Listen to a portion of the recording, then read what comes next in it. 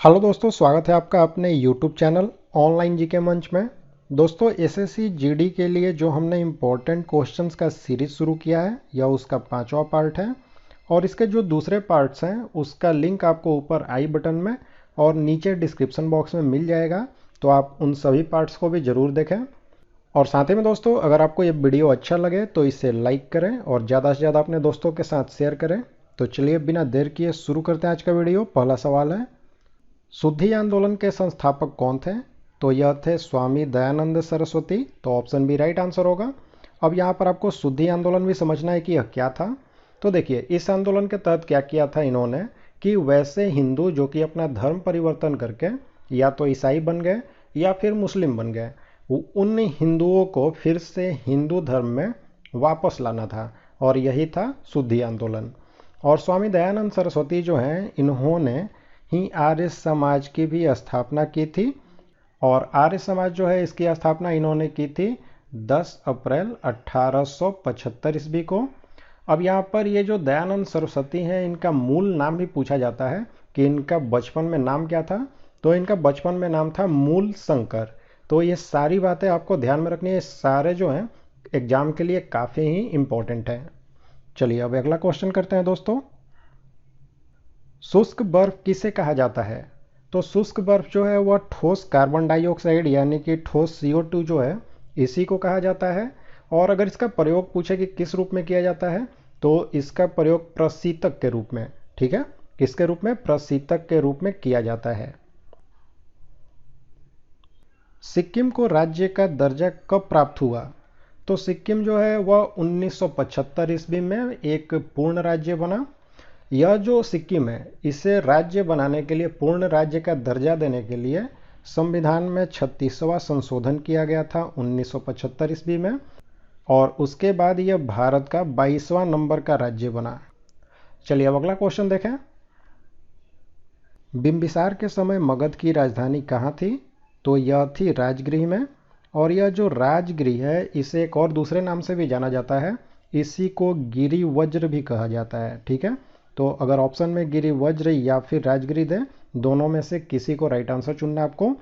और बिंबिसार जो है इसने मगध पर एक नए वंश की स्थापना भी की थी जिसका नाम था हर्यक वंश। यानी कि हर्यक वंश का संस्थापक कौन था? तो यह बिंबिसार था। सती प्रथा का अंत किसने किया? तो सती प्रथा का अंत किया गया था लॉर्ड विलियम बेंटिक के द्वारा। तो ऑप्शन सी राइट आंसर होगा। और इसने सती प्रथा का अंत किया था 1829 ईस्वी में। और सती प्रथा का जो अंत है इसके करने में ये जो राजा राम मोहन राय हैं इन्होंने काफ़ी प्रयास किया था। और राजा राम मोहन राय के प्रयास से यह जो विलियम बेंटिक है इसने 1829 में सती प्रथा को अंत कर दिया। वायुमंडल में सबसे अधिक ओजोन कहाँ पाया जाता है? तो वायुमंडल की जो दूसरी परत होती है जिसे कि समताप मंडल के नाम से जानते हैं, इसी के ऊपरी सीमा में ओजोन जो है वह ज़्यादा मात्रा में पाया जाता है। ओजोन जो होता है इसका काम भी आप जान लें। तो सूर्य से जो पराबैंगनी किरण आती है, जो कि एक तरह की विकिरण होती है, उसको यह सोख लेती है और पृथ्वी पर आने से रोकती है। और ओजोन का जो रासायनिक सूत्र होता है वह होता है O3, यानी कि ऑक्सीजन के 3 अणु मिलकर के ओजोन का निर्माण करते हैं। निम्न में से कौन सा एक संसार का विशालतम पारिस्थितिक तंत्र बनाते हैं? तो राइट आंसर ऑप्शन है महासागर जो है यही। सबरीमाला किस राज्य में स्थित है? तो यह केरल में स्थित है। और यह जो सबरीमाला है यहाँ पर एक काफ़ी महत्वपूर्ण हिंदुओं का मंदिर है। और यह जो मंदिर है सबरीमाला का, यहाँ पर भगवान अयप्पन जो हैं इन्हीं का मंदिर है, ठीक है। चलिए अगला सवाल करते हैं। भोपाल गैस त्रासदी के दौरान कौन सी गैस निकली थी? तो मिथाइल एसोसाइनाइड जो है यही निकली थी। और यह जो भोपाल गैस त्रासदी है यह घटना हुई थी 3 दिसंबर 1984 को। यह डेट भी पूछा जाता है तो इसे भी याद रखना है। और यह जो मिथाइल आइसोसाइनाइड है, अगर इसका रासायनिक सूत्र पूछा जाए तो वह होता है C2H3NO, ठीक है। असम की शोक किस नदी को कहा जाता है? तो ब्रह्मपुत्र नदी जो है इसको असम का शोक कहा जाता है। ऑप्शन ए में दामोदर नदी दिया है, तो इससे हम बंगाल का शोक कहते हैं। ठीक है, यह भी इंपॉर्टेंट है कि बंगाल का शोक तो दामोदर नदी, और यह जो कोसी नदी है इससे हम बिहार का शोक कहते हैं। तो ये तीनों जो हैं, तीनों नदियाँ शोक जो हैं, इनको याद रखना आपको।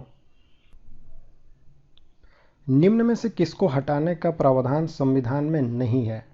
तो संविधान में ये जो राज्यपाल हैं इनको हटाने का प्रावधान नहीं है। ये जो राज्यपाल हैं इनकी नियुक्ति भारत के राष्ट्रपति जो हैं इनके द्वारा की जाती है, और जब तक राष्ट्रपति चाहते हैं तब तक ये राज्यपाल जो हैं अपने पद पर बने रहते हैं। यानी कि संविधान में इनको हटाने का किसी तरह का कोई प्रावधान नहीं है। जब तक राष्ट्रपति चाहेंगे तब तक ये अपने पद पर रहेंगे। चंपारण सत्याग्रह से संबंधित नेता कौन थे? तो इसका राइट आंसर ऑप्शन डी, उपर्युक्त सभी, यानी कि महात्मा गांधी, डॉक्टर राजेंद्र प्रसाद और राजकुमार शुक्ल, ये तीनों जो हैं यह चंपारण सत्याग्रह से संबंधित हैं। यह जो चंपारण सत्याग्रह है यह हुआ था 19 अप्रैल 1917 ईस्वी को, और गांधी जी जब दक्षिण अफ्रीका से लौटे थे तो उसके बाद इन्होंने भारत में यह पहला सत्याग्रह किया था चंपारण में। किसने प्रयोग के द्वारा सिद्ध किया कि प्रकाश तरंगे जो होती हैं वह अनुप्रस्थ तरंगे होती हैं? तो यह सिद्ध किया गया था यंग और फ्रेनल के द्वारा। इन्होंने बताया था कि जो प्रकाश तरंगे होती हैं प्रयोग के द्वारा वह अनुप्रस्थ तरंगे होती हैं, और ये जो रोमर हैं इन्होंने प्रकाश की गति को मापा था। लौंग पौधे के किस भाग से मिलता है?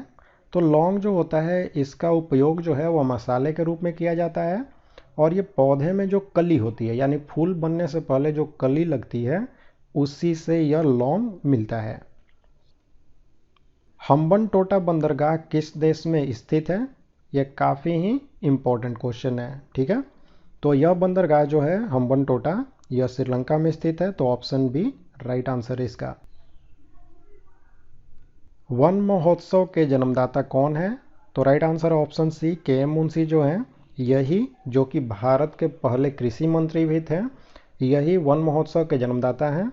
और वन महोत्सव जो है इसकी शुरुआत हुई थी 1950 ईस्वी में, और यह प्रतिवर्ष भारत में मनाया जाता है जुलाई के पहले सप्ताह में, यानी कि 1 जुलाई से लेकर के 7 जुलाई तक यह प्रतिवर्ष मनाया जाता है। यूनेस्को का मुख्यालय कहाँ पर स्थित है? तो यह पेरिस में स्थित है, तो ऑप्शन सी राइट आंसर होगा। और यह जो यूनेस्को है इसका फुल फॉर्म भी पूछा जाता है, तो इसका फुल फॉर्म होता है United Nations Educational, Scientific and Cultural Organisation, और इसकी स्थापना हुई थी 16 नवंबर 1945 ईस्वी को। तो इससे भी याद रखना है कि कब इसकी स्थापना हुई, तो 16 नवंबर 1945 को। वनस्पति विज्ञान यानी कि बॉटनी जो है इसका जनक किसे कहा जाता है? तो right answer option C, Theophrastus जो हैं यही वनस्पति विज्ञान के जनक कहे जाते हैं। किस स्थल को भारत का हृदय स्थल माना जाता है? तो गंगा के जो मैदानी भाग हैं उसी को भारत का हृदय स्थल माना जाता है।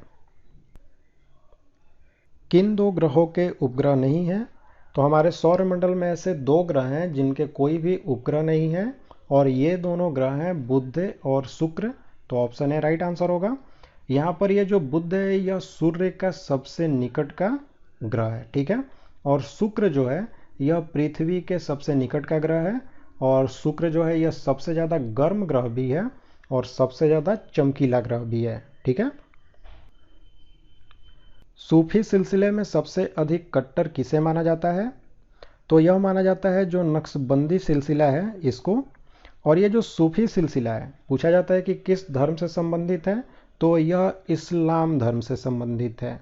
अब यहाँ पर सबसे कट्टर कौन है? तो नक्शबंदी, और यह जो सिलसिला है नक्शबंदी इसकी स्थापना की गई थी ख्वाजा उबैदुल्ला के द्वारा। ठीक है, मैं नाम लिख देता हूँ उनका।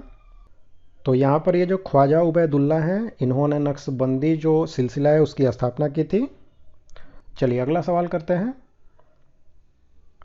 निम्न में से किससे भविष्य का धातु कहा जाता है? तो टाइटेनियम जो है इसको कहते हैं। रिपब्लिक जो पुस्तक है यह किसकी रचना है, यानी किसने लिखी है? तो यह लिखी है प्लेटो ने, तो ऑप्शन बी राइट आंसर है। संयुक्त राष्ट्र संघ दिवस कब मनाया जाता है? तो यह मनाया जाता है 24 अक्टूबर को। ऐसा इसलिए कि ये जो संयुक्त राष्ट्र संघ है इसकी स्थापना हुई थी 24 अक्टूबर 1945 को। सॉफ्टवेयर बग को ठीक करने के लिए किस प्रोग्राम का उपयोग करते हैं? तो सॉफ्टवेयर बग जो होता है यह सॉफ्टवेयर में एक तरह की त्रुटि यानी कि एरर होती है, इसको सॉफ्टवेयर बग कहते हैं और इससे हम ठीक करते हैं जिस प्रोग्राम के द्वारा, उसका नाम है पैच। तो ऑप्शन ए राइट आंसर है। तो दोस्तों यहाँ पर हमने जीके के 25 इंपॉर्टेंट क्वेश्चंस देखे। अब आपकी बारी है, आपको लाइक और कमेंट करके हमें बताना है कि आपको ये वीडियो कैसा लगा और ज़्यादा से ज़्यादा इस वीडियो को अपने दोस्तों के साथ शेयर करें।